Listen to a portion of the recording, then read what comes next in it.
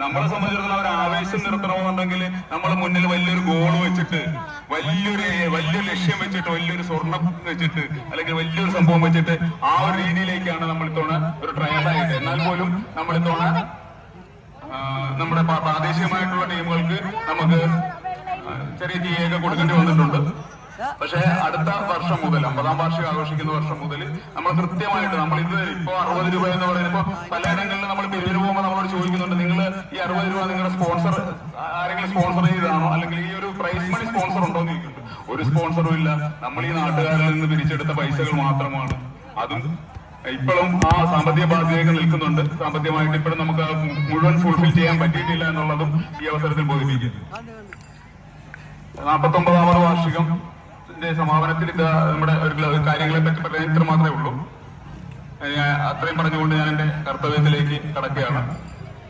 നമ്മുടെ ഇന്നത്തെ സമാപന സമ്മേളനത്തിൽ അധ്യക്ഷത വഹിക്കുന്ന ശ്രീ അനിൽകുമാർ എ കോതാർകാട്,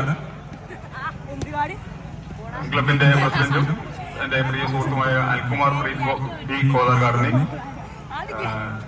ആർദവമായി ഗ്രാമീണയ്ക്ക് വേണ്ടി സ്വാഗതം ചെയ്യുന്നു. അടുത്തായി നമ്മുടെ ഇന്ന് ഉദ്ഘാടനം നിർവഹിക്കാമെന്നേറ്റിരുന്നത് നമ്മുടെ ആദരണീയനായ കൃഷി വകുപ്പ് മന്ത്രി പ്രസാദ് സാറായിരുന്നു.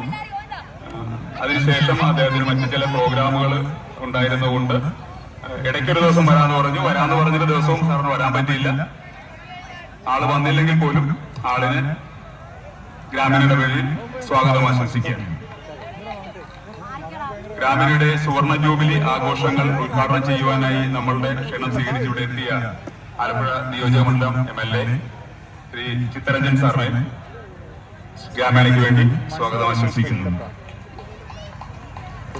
നമ്മുടെ ഇന്നത്തെ സമ്മാനദാനം